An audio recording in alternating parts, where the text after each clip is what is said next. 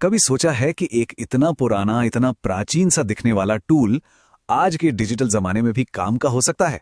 आज हम बात करने वाले हैं एबेकस की। और ये सिर्फ एक हिस्टोरिकल चीज नहीं है, बल्कि आज की जो हमारी सबसे बड़ी चुनौतियां हैं ना, शायद उनमें से किसी एक का जवाब भी इसी में छिपा है। तो चलिए 1 मिनट के लिए सोचते हैं। एक ऐसा जमाना जब ना स्मार्टफोन थे, ना कैलकुलेटर, ना ही कोई कंप्यूटर। तब लोग मुश्किल से मुश्किल हिसाब किताब कैसे करते होंगे? ये सवाल हमें उस दौर में ले जाता है जब इंसान का दिमाग और उसके बनाए हुए छोटे मोटे औजार ही सबसे पावरफुल कंप्यूटर हुआ करते थे। और जानते हैं, हजारों सालों तक इस सवाल का जवाब बस एक ही था, ये उपकरण एबेकस। सोचिए 2000 साल से भी ज्यादा हो गए। पुराने ग्रीस, रोम, चीन से लेकर आज तक ये हिसाब किताब के लिए एक भरोसेमंद साथी रहा है। तो ये सिर्फ गिनती करने वाला कोई फ्रेम नहीं है, ये तो समझिए इंसान के दिमाग का ही एक एक्सटेंशन है।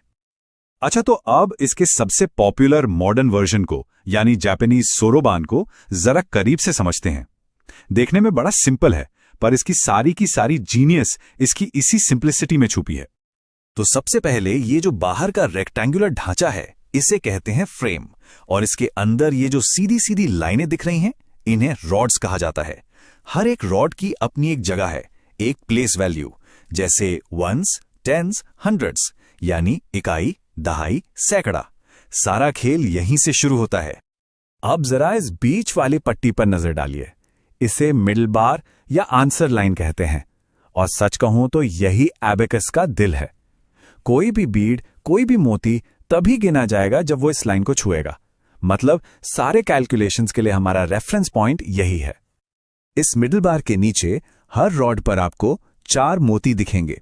इन्हें कहते हैं अर्थ बीड्स या पृथ्वी मोती, और इनमें से हर एक की वैल्यू है 1। जब भी हम गिनती करते हैं तो अंगूठे से इन्हें ऊपर की तरफ उस मिडल बार की ओर खिसकाते हैं। और अब देखिए, मिडल बार के ऊपर हर रॉड पर बस एक अकेला मोती है। इसे कहते हैं हेवन बीड या स्वर्ग मोती, और इसकी वैल्यू है 5। यही इसे इतना पावरफुल बनाता है। इसे हम अपनी इंडेक्स फिंगर से नीचे की तरफ लाते हैं। ठीक है, तो अब हमें इसके सारे पार्ट्स पता चल गए हैं। तो चलिए देखते हैं कि ये असल में काम कैसे करता है। आप देखेंगे कि नंबर्स को दिखाने का इसका तरीका कितना सिंपल और लॉजिकल है। कोई भी कैलकुलेशन शुरू करने से पहले एबेकस को हमेशा इस हालत में होना चाहिए। मतलब जब कोई भी मोती मिडिल बार को टच नहीं कर रहा हो, तो इसकी वैल्यू है 0। इसे रीसेट पोजीशन कहते हैं। ये बिल्कुल एक साफ स्लेट की तरह है, किसी भी हिसाब के लिए एकदम तैयार। 1 से 4 तक गिनना तो बहुत ही सीधा है।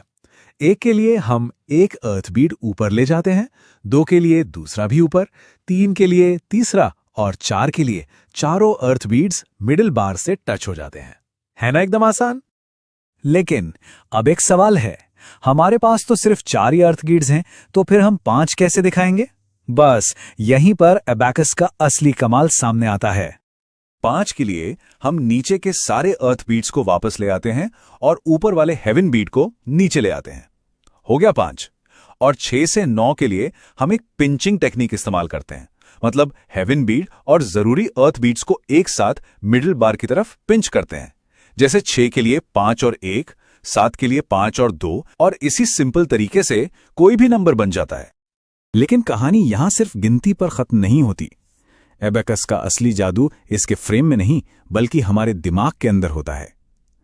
चलिए अब देखते हैं कि कैसे ये पुराना सा टूल हमारे मॉडर्न ब्रेन के लिए एक पावरफुल जिम बन गया है। असल में आज के जमाने में एबेकस की असली ताकत सिर्फ कैलकुलेशन करना नहीं है, बल्कि ये पूरे दिमाग के लिए एक तरह की कसरत है, एक वर्कआउट है। ये सिर्फ मैथ्स के बारे में नहीं है, ये दिमाग को तेज करने, फोकस बढ़ाने और मेमोरी को बेहतर बनाने के बारे में है। और हां, ये सिर्फ कहने की बात नहीं है, इसके पीछे बाकायदा मॉडर्न साइंस है। हाल ही में एक साइंटिफिक स्टडी की गई, जिसमें यह पता लगाने की कोशिश हुई कि क्या वाकई इस पुराने टूल से ट्रेनिंग लेने का बच्चों की दिमागी काबिलियत पर कोई असर पड़ता है जिसे नापा जा सके। और जो नतीजे आए वो हैरान करने वाले थे। सिर्फ 8 हफ्तों में जिन बच्चों ने एबेकस की ट्रेनिंग ली, उनके कंसंट्रेशन में जबरदस्त सुधार देखा गया। उनकी ऑडिटरी मेमोरी, मतलब सुनकर याद रखने की ताकत, वो भी बेहतर हो गई। और इतना ही नहीं, उनकी क्रिएटिविटी में भी सिग्निफिकेंट इंप्रूवमेंट हुआ। तो मतलब साफ है, जैसा कि उस रिसर्च पेपर में भी लिखा है, एबेकस ट्रेनिंग का दिमाग पर एक पॉजिटिव और मेजरेबल इफेक्ट होता है। ये कोई थ्योरी नहीं है, ये सबूतों पर आधारित बात है। एक ऐसा पुराना ज्ञान जिसे आज की साइंस भी सही मान रही है। और फायदे सिर्फ यहीं तक नहीं रुकते। एबेकस ट्रेनिंग से विजुअलाइजेशन स्किल्स, जिसे हम फोटोग्राफिक मेमोरी भी कह सकते हैं, वो भी बढ़ती है। कंसंट्रेशन, सुनने की स्किल्स, स्पीड, एक्यूरेसी और तो और सेल्फ कॉन्फिडेंस भी बढ़ता है। ये एक तरह से दिमाग का कंप्लीट वर्कआउट पैकेज है।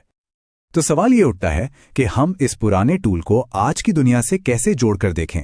इसका सीधा कनेक्शन है ज्ञान और मेंटल स्किल के डेवलपमेंट से, जो चीजें हमेशा से जरूरी रही हैं और शायद आज के दौर में तो पहले से कहीं ज्यादा जरूरी हो गई हैं। एक बहुत पुराना संस्कृत श्लोक है जो इस बात को बड़ी खूबसूरती से बताता है। स्वदेशे पूज्यते राजा, विद्वान सर्वत्र पूज्यते। इसका मतलब है कि एक राजा का सम्मान तो सिर्फ उसके अपने देश में होता है, लेकिन एक ज्ञानी इंसान का सम्मान हर जगह होता है। यह हमें याद दिलाता है कि ताकत की सीमाएं हो सकती हैं, पर ज्ञान और मेंटल स्किल की ताकत वो यूनिवर्सल है, टाइमलेस है, और एबेकस इन्हीं स्किल्स को बनाने में मदद करता है। और ये बात हमें एक आखिरी सवाल पर लाकर खड़ा कर देती है। आज की दुनिया जो डिजिटल डिस्ट्रैक्शन से भरी पड़ी है, उस दुनिया में एक ऐसे टूल की क्या कीमत हो सकती है जो हमें फोकस करना सिखाए, विजुअलाइज करना सिखाए और अपने दिमाग को एक शांत एनालॉग तरीके से इस्तेमाल करना सिखाए। ये एक ऐसा सवाल है जिस पर सोचना बनता है।